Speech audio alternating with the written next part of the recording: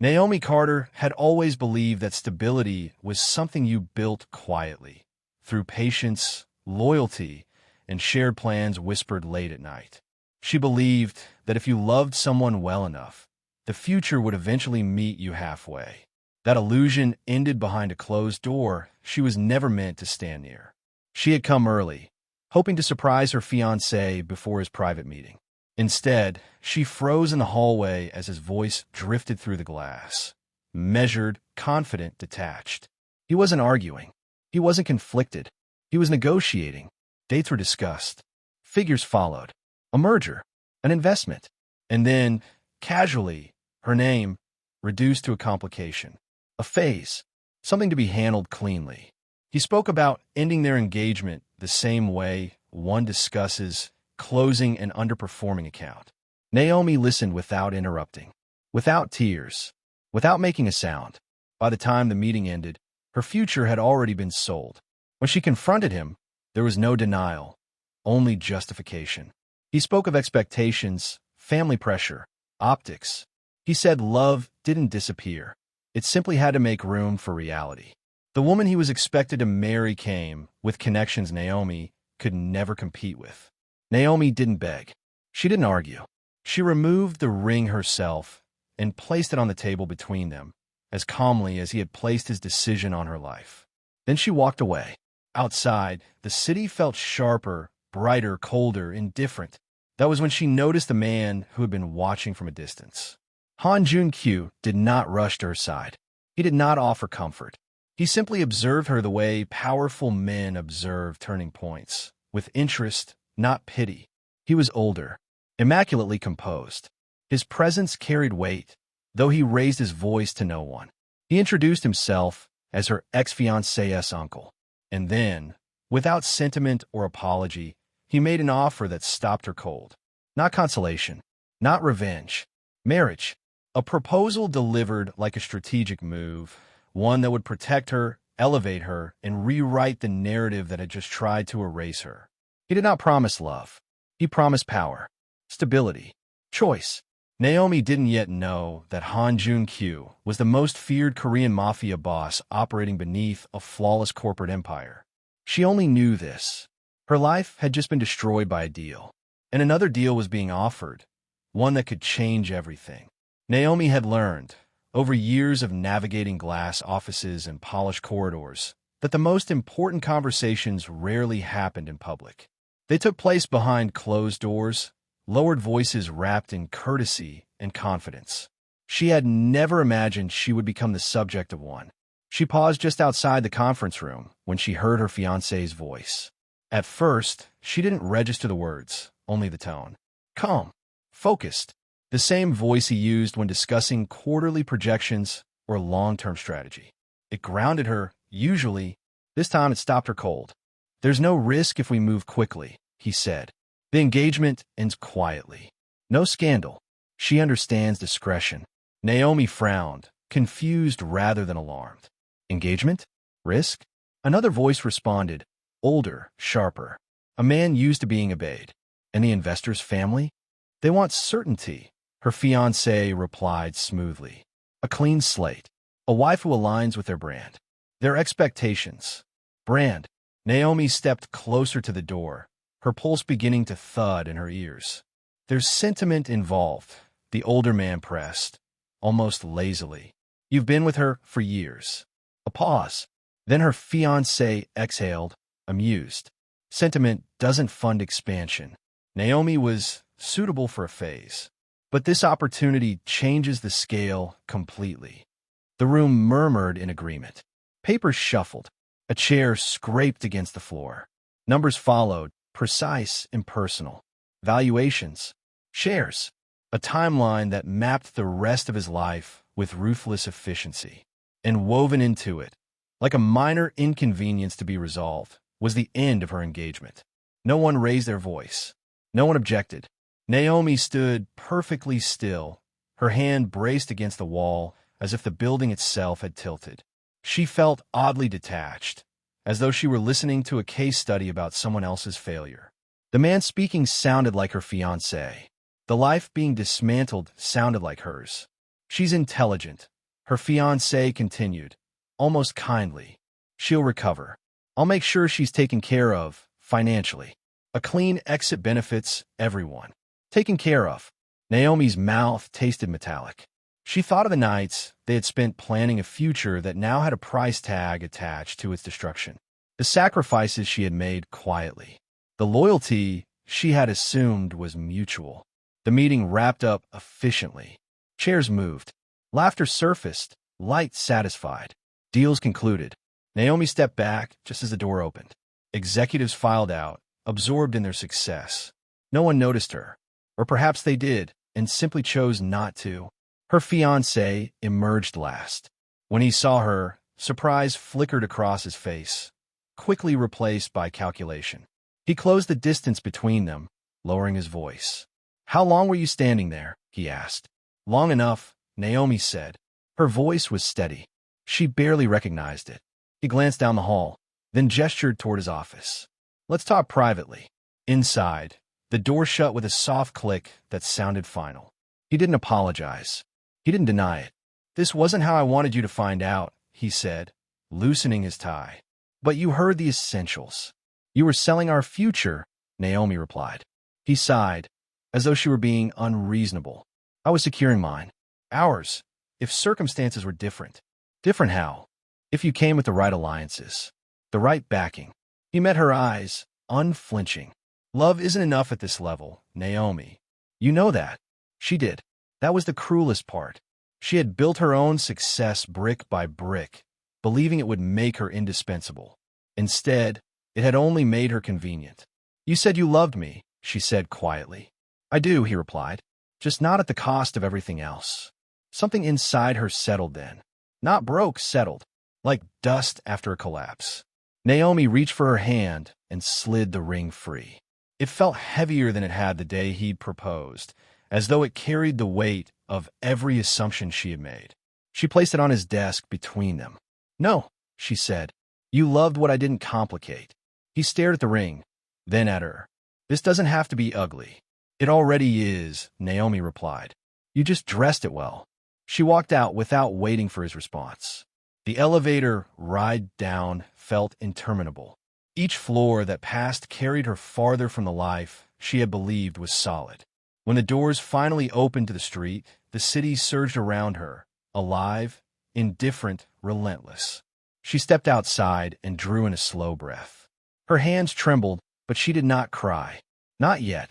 That was when she sensed him. A man stood across the street, partially shielded by the shadow of a black car. He wasn't staring, exactly, but his attention was unmistakable.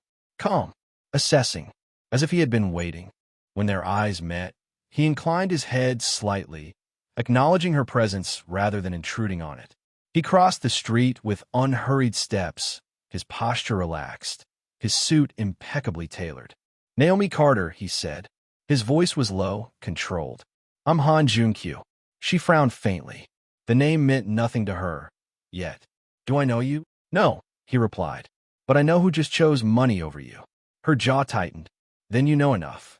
A trace of something, approval, perhaps, passed through his eyes. "I am his uncle," Han continued. "The one the family prefers not to discuss."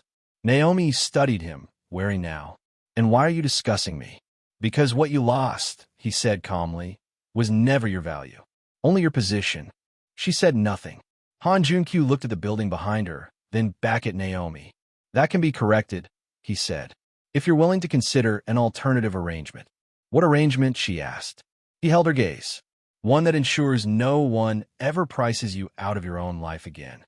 Naomi felt the ground shift, not beneath her feet, but inside her. She didn't yet understand the cost of what he was offering. Only that for the first time since the door had closed upstairs, she was no longer the one being negotiated away. Naomi did not sleep that night. The city outside her apartment pulsed with a life that felt distant, unreal. Streetlights washed the ceiling in slow, passing bands of gold as cars moved below, each one carrying someone else's certainty, someone else's direction. She sat at the small dining table long after midnight, her phone untouched beside her, the silence heavy with everything she had not said. By morning, The shock had cooled into clarity. He called just after 9. "Can we talk?" Her ex-fiancé asked, his voice careful now, polished with restraint. "Not like yesterday." "Properly." Naomi almost declined. Almost. But there was something she needed. Not answers, but confirmation. The kind that closed doors for good. They met in a quiet cafe near the financial district, the sort of place built for discreet conversations and expensive regrets. He arrived first, already seated, jacket off, sleeves rolled as if to signal vulnerability. He stood when he saw her, relief flickering across his face. "You look tired," he said. "So do you," Naomi replied, sitting across from him. She didn't reach for his hand. She didn't soften her tone. He ordered for both of them out of habit, then seemed to realize what he'd done. "Sorry," he said. "I didn't mean—" "It's fine," she cut in gently. "This is probably the last time." That made him pause. He leaned forward. "I don't want us to end like enemies." "We aren't enemies," Naomi said. "We're strangers who stayed too long." He exhaled, rubbing his thumb against the edge of the table. "I know this hurts, but I need you to understand, this wasn't personal." Naomi almost smiled at that. "Almost. You discussed my future like a line item," she said evenly. "You set an expiration date on our engagement and called it strategy. That's not impersonal. That's intentional." He stiffened. "You're simplifying it." "No," she replied. "I'm finally seeing it clearly." He straightened, defensive now. "I gave you years. I was faithful. I supported you. You tolerated me," Naomi said quietly. "As long as I didn't cost you anything." "That's not fair." "It's accurate." The waiter arrived with their drinks, interrupting the tension. Naomi wrapped her hands around the cup, feeling the warmth seep into her palms. "You always said we were partners," she continued, "that we were building something together. But the moment something better came along, something richer, better connected, you didn't hesitate." He frowned. "This wasn't about replacing you. It was about upgrading," Naomi replied. "And you didn't even have the decency to tell me before negotiating my exit." He looked away, jaw tightening. "I was going to. I just needed the terms settled first." "The terms," she echoed softly. He met her gaze again, urgency creeping in. "Naomi, listen to me. I didn't stop caring about you. I just had to be realistic." "Realistic about what?" she asked. "That love is acceptable only until it interferes with profit." Silence stretched between them. "I would have made sure you were comfortable," he said finally. "Financially secure. You wouldn't have suffered." Naomi set her cup down carefully. "That's where you're wrong," she said. "I already did." He flinched. "I loved you without conditions," she went on. "I stayed when it was inconvenient. I believed you when you said we were equals. And you—" she paused, choosing her words. "You loved me as long as I fit the plan." "That's not—" "Don't," she said, not raising her voice. "Don't turn this into something softer than it was." He stared at her, searching for the woman who used to compromise, to explain, to forgive quickly. She let him look. She let him see that she was gone. "You don't hate me," he said quietly. "No," Naomi agreed. "I don't. But I don't trust you either." He swallowed. "That doesn't have to be the end. For you maybe," she said. "For me it is." She reached in her bag and placed a slim envelope on the table. Inside were copies of documents he had once asked her to help review, notes, projections, strategic insights she had contributed freely, believing they were building a shared future. "I won't claim credit publicly," she said. "I won't complicate your narrative. But I'm taking back what was mine." He stared at the envelope. "You don't need to do this." "Yes," Naomi replied. "I do." She stood before he could respond. As she turned to leave, his voice followed her. Quieter now. "You'll regret this." Naomi paused, then looked back at him. "No," she said. "I regret believing love had to earn its place." She walked out of the cafe without looking back. Outside, the air felt different. Lighter, sharper, as though the city itself had shifted its posture around her. She took a few steps, then stopped when she noticed the black car parked across the street. Han Jun-kyu stood beside it, unhurried, hands loosely folded. He hadn't intruded. He hadn't followed her inside. He had simply waited. "You ended it," he observed as she approached. "Yes," Naomi said. "Completely." "Good," he replied. Clean breaks are rare. She studied him. You seem very confident in what I should do. I'm confident in what happens when people hesitate, he said. They get managed by others. She held his gaze, something resolute settling in her chest. And if I accept your arrangement? Han opened the car door, gesturing for her sit. Then no one will ever discuss your worth without your consent again. Naomi hesitated only a moment before stepping inside. The door closed with a quiet, decisive click. And just like that, love without conditions was no longer the lesson she carried forward. Power was.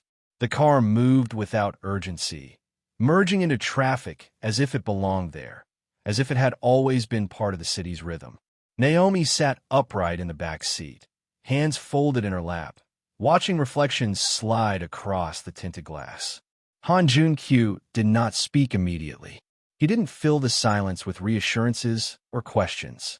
He allowed it to exist, dense and deliberate. That, more than anything else, unsettled her. They drove past landmarks she knew well, places she had walked through with a different version of herself, one who believed the future was negotiated gently, with trust. The city felt unchanged, but she wasn't. She could feel the difference in the way her thoughts moved, sharper now, less forgiving. You don't seem surprised, Naomi said finally. Han glanced at her in the rearview mirror. His eyes were dark, observant. By what? By the timing, she replied. By me. He considered that. I don't believe in coincidence, he said. Only alignment. She watched his profile as the light shifted. Clean lines, no wasted movement. He wore no visible symbols of excess. No jewelry. No show. The suit was understated, tailored to someone who did not need recognition to command it. You said you were his uncle, Naomi said. But you weren't in the meeting. You weren't mentioned. That's intentional, Han replied. Families like his prefer simple narratives. I complicate them. She absorbed that in silence. The car slowed and turned into a private drive flanked by trees. The building ahead was modern, restrained, glass and stone, guarded but not ostentatious. Naomi felt a flicker of unease, quickly tempered by curiosity. This is your office? She asked. One of them, Han said. Inside, the air was cool and quiet. The lobby was empty except for a discreet receptionist who nodded once and said nothing. They took an elevator alone. The ascent was smooth, uninterrupted. You're wondering why I'm here, Han said, as the numbers climbed. I'm wondering why you care, Naomi replied. He nodded slightly. Fair question. The doors opened onto a spacious office with floor-to-ceiling windows overlooking the city. No clutter, no personal photographs. Everything was placed with intention. Han gestured for her to sit, then poured water into 2 glasses, offering her one.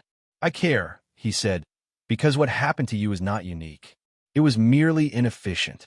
Naomi raised an eyebrow. That's one way to describe betrayal. Betrayal is emotional, Han replied calmly. This was structural. You entered a system that rewards leverage and punishes loyalty. You were never meant to win it as you were. She bristled. As I was unprotected, he clarified. Unaffiliated. Naomi took a slow sip of water. And you're offering affiliation. Yes. With you. With my name, Han corrected, and everything that comes with it. She set the glass down. You're asking me to marry you without pretending it's romantic. I'm asking you to consider a partnership that changes the balance of power around you, he said. Romance can follow. Or not. That will be your choice. Her pulse quickened, not from fear, but from the audacity of it. Why me? Han studied her openly now. You listened instead of interrupting. You walked away without burning anything down. And you came with me without asking what you'd gained first. That makes me cautious, Naomi said. Not special. It makes you dangerous, Han replied. In the right way. She leaned back, absorbing the weight of his words. You still haven't told me who you really are. A faint smile touched his mouth. Not warmth, but acknowledgement. You know who I am publicly, he said. Privately, I am someone people prefer not to discuss unless necessary. Because you're powerful, Naomi said. Because I end conversations, Han replied evenly. The room felt quieter after that. My family, he continued, has a long history of confusing wealth with authority. I do not. I operate in both worlds. That makes me inconvenient. Naomi thought of her ex-fiancé's confidence, his certainty that power could be borrowed through proximity. She thought of the ease with which he had traded her future. If I say yes, she asked, what does that make me? Han met her gaze without hesitation. Untouchable. The words settled between them, heavy and precise. And the cost? Naomi pressed. You will be watched, Han said.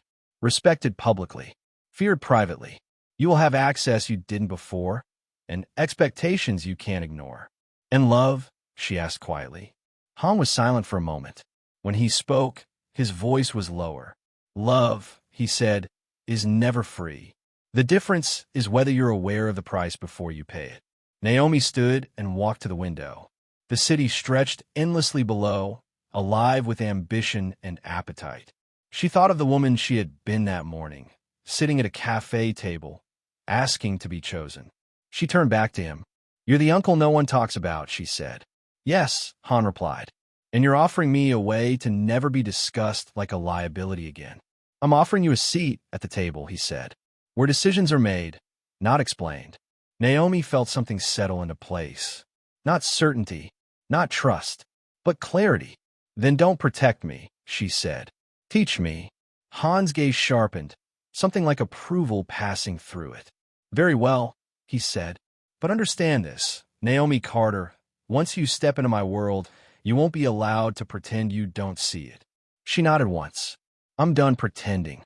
Outside, the city continued to move, unaware that a new alignment had just formed, quiet, deliberate, and irreversible. Naomi did not answer him right away. The words still hung in the air between them. Marriage, not spoken aloud yet, but fully formed. She could feel it pressing against her thoughts, reshaping the room, the moment, the trajectory of everything that came after.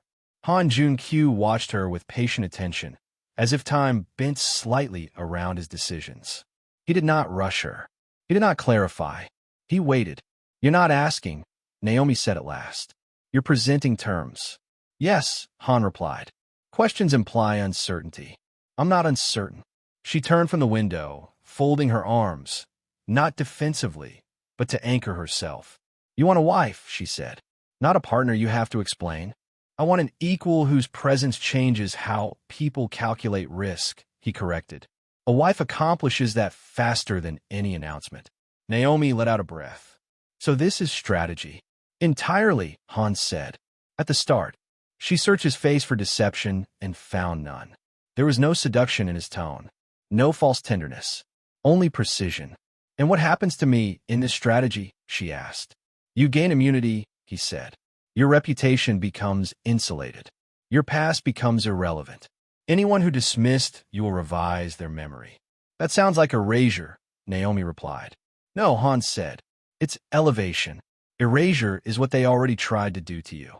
She felt that land. Cleanly. Uncomfortably. You don't know me well enough to marry me, she said. Han inclined his head slightly. I know exactly what matters. You don't seek control for its own sake. You seek agency. That's rarer than affection. Naomi paced once, then stopped. And love? She asked again. Does it matter to you at all? Han's gaze didn't waver.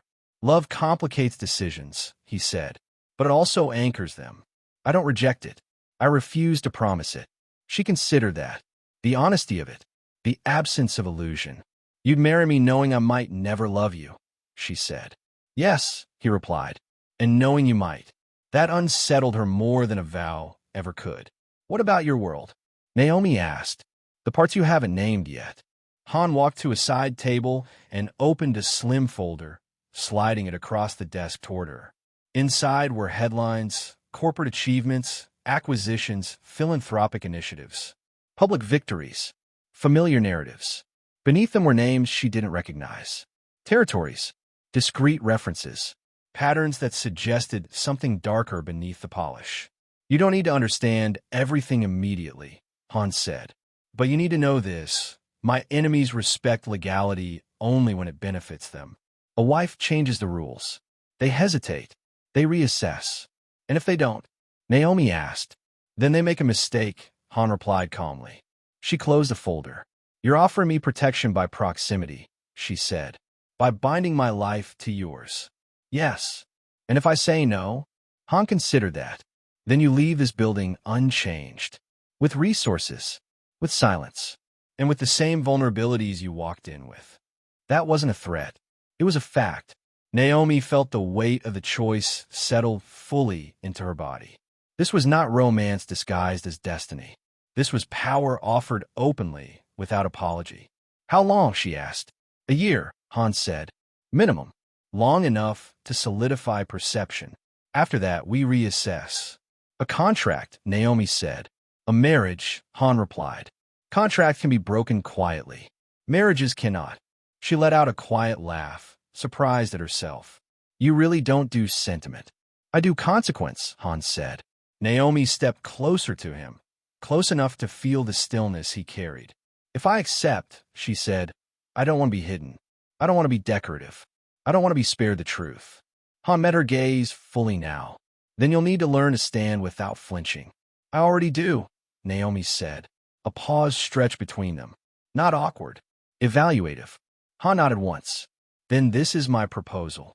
He reached into his jacket and produced a simple ring, platinum, unadorned. No ostentation. No stones. It looked less like a promise and more like a seal. There will be no engagement announcement, he said. No spectacle. We marry quietly. Public acknowledgement follows. Naomi stared at the ring. It did not glitter. It did not plead. It waited. This is how you take away their leverage, Han continued. Your ex-fiancé's family. His investors. Anyone who believes you can be negotiated. She thought of the meeting room.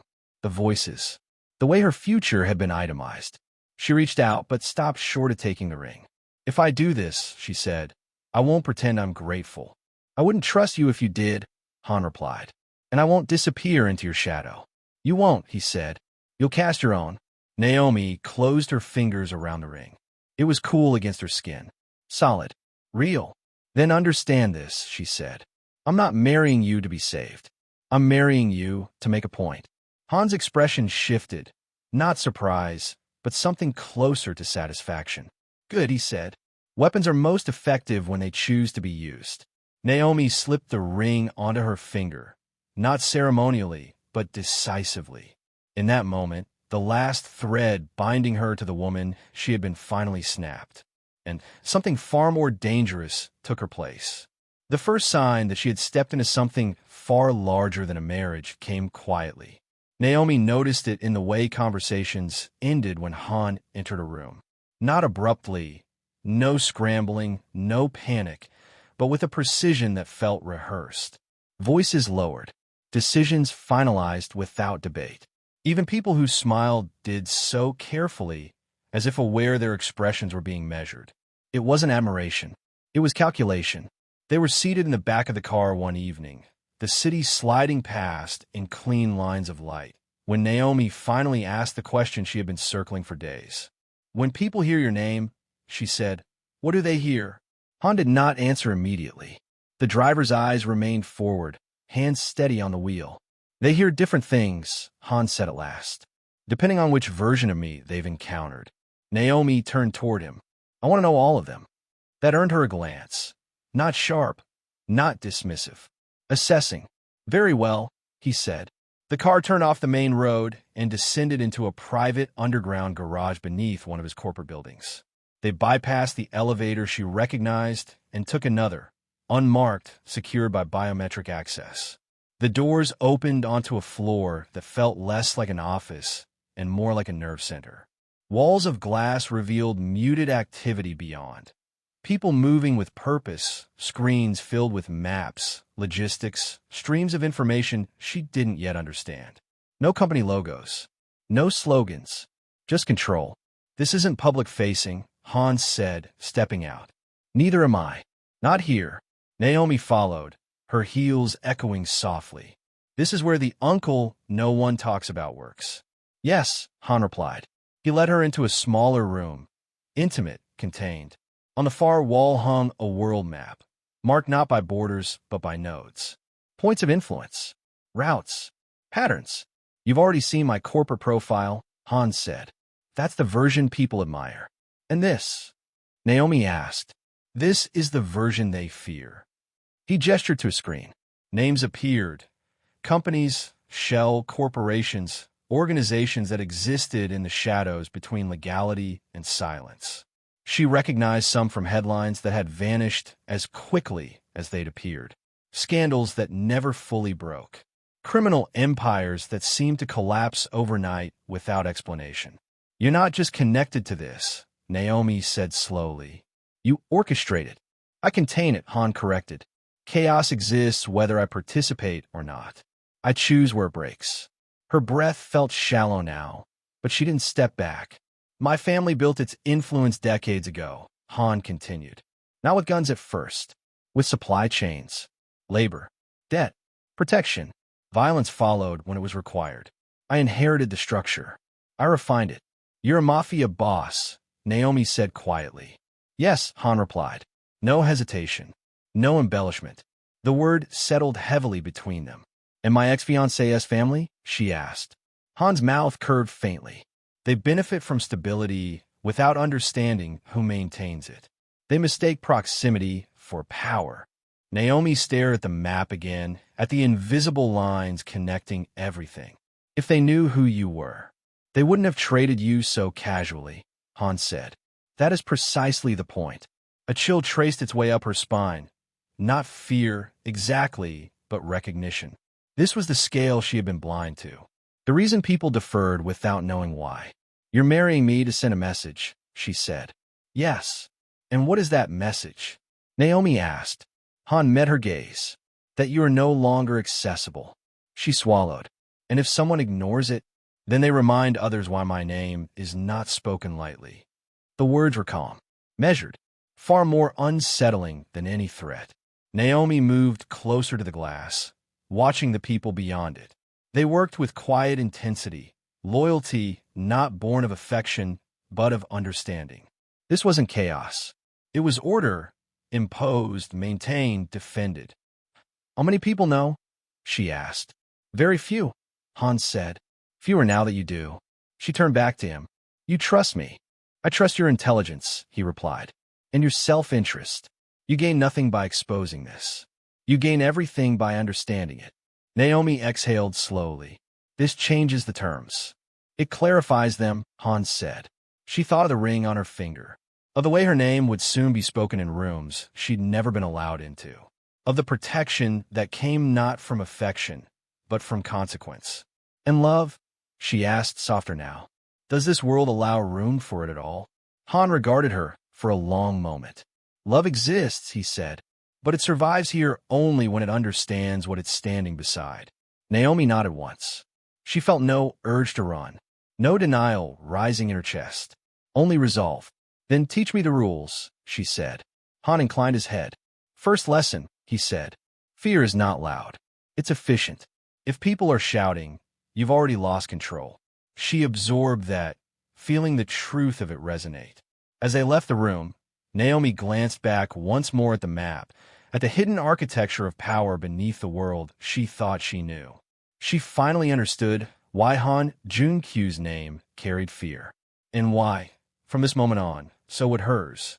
The transition into Han Junkyu's world did not arrive with spectacle. There was no dramatic threshold, no moment where doors slammed shut behind Naomi and guards closed ranks.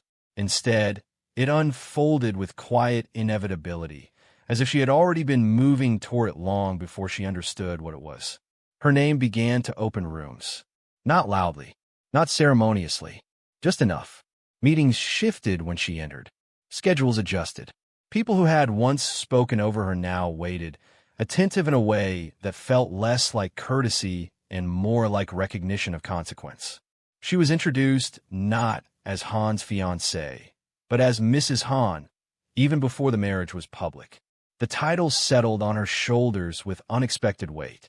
Han never hovered. He did not shield her from his operations, nor did he overwhelm her with explanations. He placed her in proximity and allowed observation to do its work. This is influence, he told her once, as they sat in a private lounge overlooking the harbor. Cargo ships moved slowly below, their paths choreographed with invisible precision. Not command. Command comes later. Naomi watched the ships, understanding dawning. This is supply, she said. Flow. Han nodded. Disrupt flow, and power collapses without noise. She began to see the structure beneath the surface. Logistics companies that weren't just logistics companies, philanthropic organizations that stabilized communities before unrest could spread, investments that looked benign until their withdrawal triggered entire market corrections. Nothing moved without permission. Nothing stopped without consequence. Her days filled with briefings that weren't framed as lessons, but as realities she needed to absorb. Names, territories, rivalries kept deliberately cold rather than violently resolved. Han believed in containment.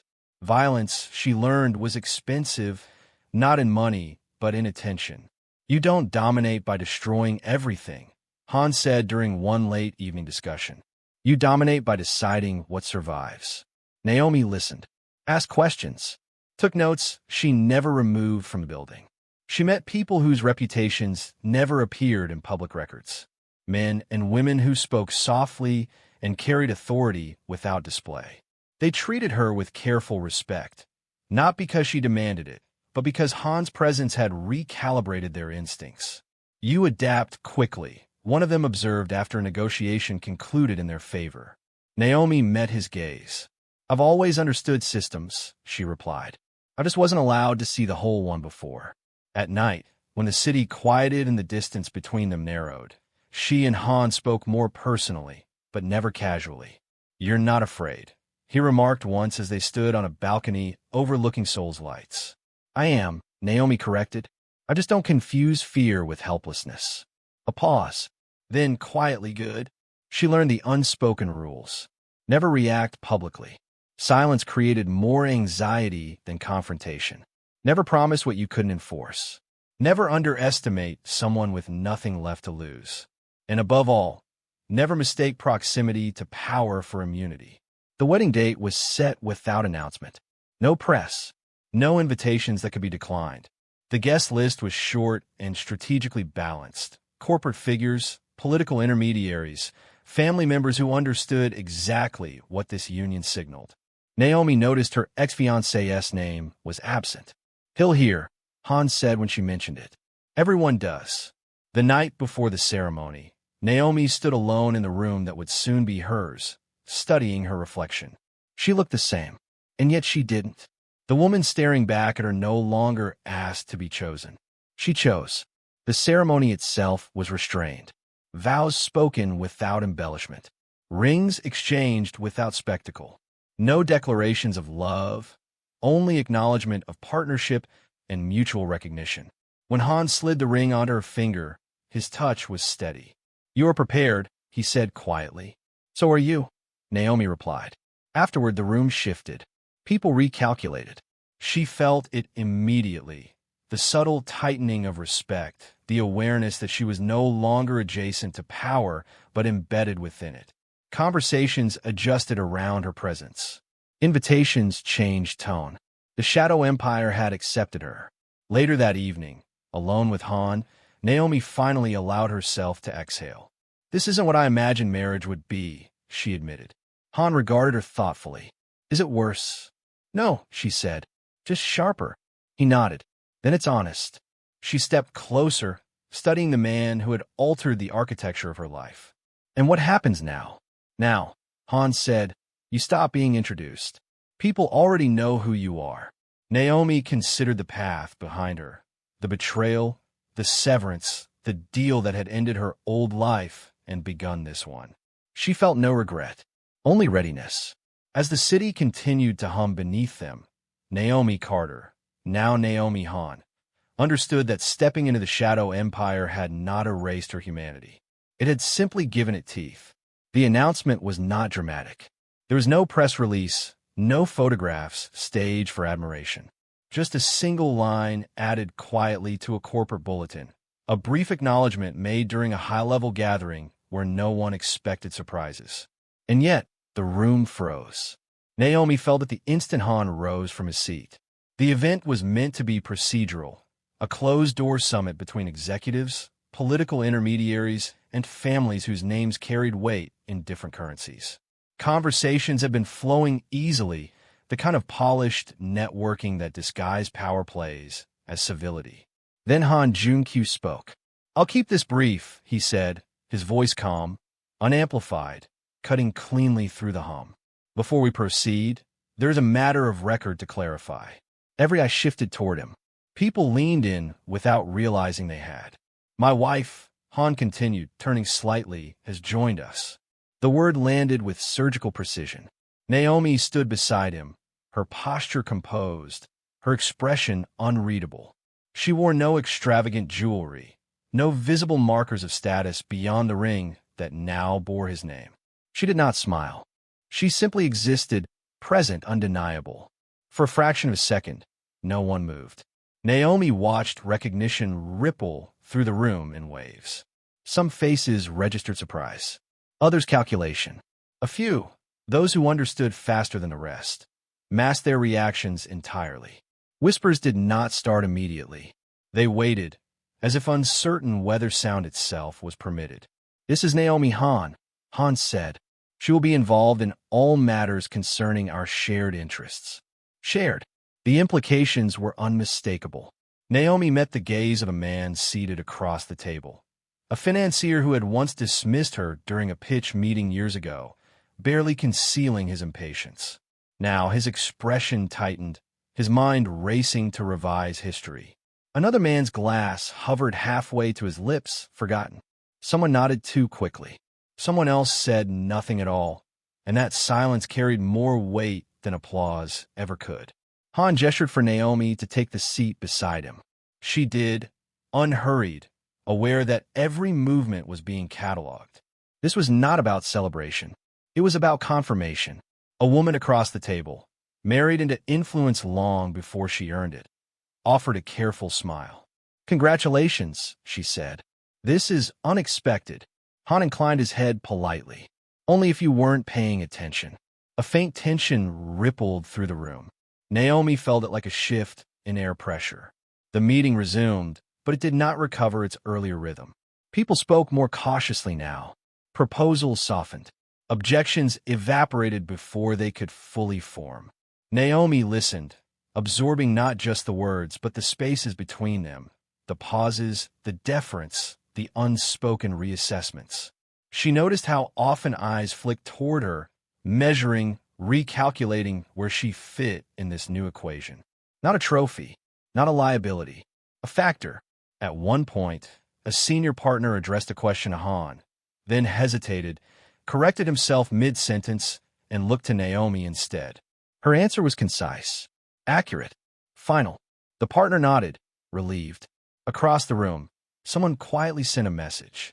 Naomi didn't need to see the screen to know its content. News like this moved faster than any formal announcement ever could. By the time the meeting adjourned, the story had already rewritten itself. They stood to leave, and the room parted instinctively, granting space. Conversation stopped entirely as Naomi and Han passed through, not out of reverence, but caution. Outside, the corridor felt suddenly narrow.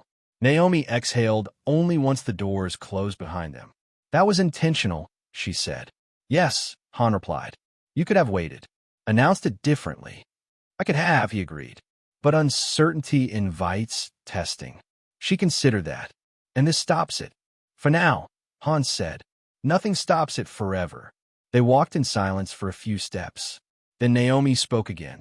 "Someone will challenge this." Han's gaze remained forward. "Of course. And when they do," he glanced at her then, not to reassure, but to include. "They won't challenge me," he said. "They'll challenge you." Naomi felt no fear at the thought, only clarity. "Good," she said. "I'd hate for them to waste the effort." Han's mouth curved almost imperceptibly. By the time they reached the car, messages were already waiting. Calls she didn't answer. Names that once meant opportunity, now heavy with urgency. Naomi looked down at her hand, at the ring that had turned her existence into a statement. The wedding had not been a celebration. It had been a warning. And as the car pulled away, leaving the stunned building behind, Naomi understood something with perfect certainty. The room had frozen not because of love revealed, but because power had just chosen her. He learned the truth the same way he had learned everything else that mattered, too late, and from the wrong room. The message came through halfway into a meeting he had waited years to earn. Investors sat across from him, expressions measured, folders open, numbers already aligned. This was supposed to be his confirmation, proof that the sacrifice had been worth it. His phone vibrated once. He ignored it. Then again, a subtle shift moved through the room. One of the men at the table glanced down at his own device, then up at him, something unreadable tightening his mouth. "Before we continue," the man said carefully, "there's been an update." The word landed wrong. "What kind of update?" he asked, forcing a smile. The man slid his phone across the table. A single headline. No photos. No embellishment. Han Jun-kyu confirms marriage. His breath stalled. He stopped himself. "That's my uncle." No one corrected him. He read the name beneath it. Naomi Han. For a moment, the room tilted. "That's not possible," he said quietly, as if volume alone could restore order. "She wouldn't." The investors exchanged glances. The deal, the one he had traded everything for, suddenly felt fragile, provisional. "You didn't know?" one of them asked. He shook his head, slowly. "This must be strategic," he said. "A distraction. Han doesn't. He doesn't involve himself like that." The man across from him leaned back. "Han involves himself exactly when he means to end a discussion." The meeting ended early. Not abruptly, not rudely, just unfinished. By the time he reached the street, his phone was alive with messages. Calls from family members who had never spoken to him without purpose. Texts from colleagues suddenly eager for distance. He walked without direction, his thoughts spiraling backward, replaying moments he had dismissed as irrelevant. The black car Naomi had stepped into. The calm with which she had removed the ring. The uncle he had never bothered to understand. He had known Han Jun-kyu only as a rumor, an inconvenience the family avoided mentioning, a name that complicated things, a man who stayed away from weddings and board meetings and unnecessary noise, a man he had underestimated completely. He remembered Naomi standing in his office, composed, refusing to plead. He had taken that restraint as defeat. He understood now how wrong he had been. At home, the apartment felt unfamiliar, as though it had already begun to erase him. He poured a drink and didn't taste it. His thoughts returned, again and again, to the way Naomi had looked the last time he saw her. Not broken, not lost. Resolved. His phone rang. His mother. "Why didn't you tell us?" she demanded the moment he answered. "I didn't know," he said hoarsely. "You broke an engagement without understanding who you were discarding," she snapped. "Do you have any idea what this does to us?" "To us."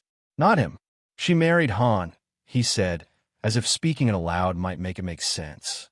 "Yes," his mother replied. "And now everyone will assume she was always meant to." The line went dead. He sat heavily on the couch, the weight of it all pressing in. He thought of the woman he had chosen instead, the carefully arranged match, the alliance that had seemed so secure. Already, that certainty was unraveling. Calls went unanswered, meetings postponed. No one wanted to offend Han Jun-kyu. And offending him, he realized with sick clarity, was exactly what he had done. Days passed. The news settled. Naomi's name appeared in places it never had before, alongside Han's, unchallenged. Photographs emerged. Her at his side, composed, undeniable. She did not look like someone who had been rescued. She looked like someone who had arrived. He drafted messages he never sent. Apologies that sounded hollow, even to himself. Explanations that no longer mattered. What could he offer her now? An acknowledgement of worth he had only discovered once it carried consequences? He saw her once by accident. A public event. Cameras. Security. Han at her side, his presence a quiet barrier no one dared cross. Naomi did not see him at first. When she did, their eyes met across the room. There was no anger in her expression, no triumph, just distance. She turned away without pause. That was when he understood the finality of it. He had not lost her when he chose money. He had lost her when he assumed she would still be available afterward. As the room shifted around her, making space, deferring, recalibrating. He stood frozen, finally grasping the cost of the decision he had once considered efficient. Naomi had not become powerful because she married well. She had married well because she had learned her worth the moment he failed to see it. And by the time regret found him, it had nothing left to bargain with. The question arrived not as a challenge, but as an inevitability. It came late one evening, when the city lay stretched beneath their windows in a lattice of light and motion, and the day's negotiations had finally fallen silent. Naomi stood barefoot on the balcony, the night air cool against her skin, watching the world continue without asking her permission. Han joined her without a word. They had learned each other's rhythms by then. Not intimacy born of illusion, but familiarity forged through proximity and pressure. He did not touch her immediately. He never assumed. "You've changed the balance," he said at last. Naomi didn't look at him. "So have you." Han considered that. "I was already balanced," he said. "You changed the equation." She turned then, studying him. The man beside her was still controlled, still dangerous in the quiet way that defined him. But there was something else now, a recalibration she recognized because it mirrored her own. You didn't marry me to soften," she said. "No," Han replied. "I married you to sharpen." "And yet," Naomi said softly, "here we are." He met her gaze. "Here we are." The question had been hovering between them for days, unspoken but insistent. Naomi felt it now, settling in a language she could no longer avoid. "What happens when strategy is no longer enough?" she asked. "When power stabilizes. When partnership becomes habit." Han did not answer immediately. "When I offered you marriage," he said finally, "I did not promise love because I did not know if it would survive proximity to truth." "And now?" Naomi asked. "Now," he said, "I know it can." The admission was quiet, deliberate, more dangerous than any vow. Naomi looked away again, the city reflecting faintly in her eyes.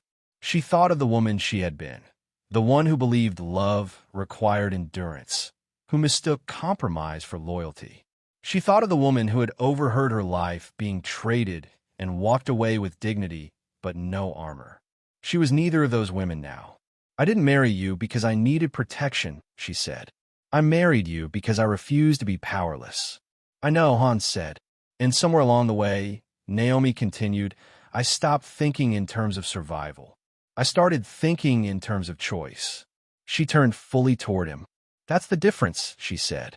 "Power without choice is just another cage." Han studied her with an intensity that had nothing to do with ownership. "And love?" he asked. "What is it then?" Naomi considered the question carefully. She had learned not to answer lightly. "Love," she said, "is not what I lost. It's what I reclaimed on my own terms." Silence stretched between them. Not heavy, not uncertain. "Settled. You don't need me," Han said. "No," Naomi agreed. "I don't." A pause. "But you choose me," he said. "Yes," she replied. "I do." The words landed cleanly, without fear or obligation attached. Choice, freely given, carried a different weight. From that moment, the nature of their union shifted. Not outwardly. Nothing about their public posture softened. Naomi remained composed, untouchable. Han remained decisive, feared. Together, they continued to shape outcomes without spectacle. But privately, something quieter took root. They spoke more, not of operations, but of boundaries. Limits. The cost of the world they inhabited and the lines they would not cross. Naomi insisted on transparency where it mattered. Han adjusted structures without resistance, recalibrating systems he had once believed immutable. "You're changing how I rule," he told her once. "You're changing how I live," she replied. Neither saw that as loss. Naomi's name became something else entirely. Not an extension of Han's, but a parallel force. She took meetings alone now, made decisions that carried her signature alone. People learned quickly that appealing past her to Han was ineffective. "She decides," he would say, and that ended discussions. One afternoon, as Naomi reviewed a proposal that would have expanded their influence at the cost of innocent displacement, she closed the folder without hesitation. "No," she said. Han watched her carefully. "That territory matters." So do the people, Naomi replied. Power that erases choice is the same thing that once erased me. Han nodded slowly. Then we find another way. And they did. It was then Naomi understood the final shape of her transformation. She was no longer reacting. She was authoring. The past did not haunt her. The ex-fiancé's regret had faded into irrelevance, his memory stripped of emotional gravity. What remained was not bitterness, but clarity. She had not won because someone powerful chose her. She had won because she chose herself, and then chose partnership from a position of strength. One evening, much later, as they stood together overlooking a city that now responded to their decisions, Han spoke quietly. If you had walked away from me, he said, I would have understood. Naomi smiled faintly. I know, but you didn't, he said. No, she replied, because this time I wasn't running from something. I was walking toward who I'd become.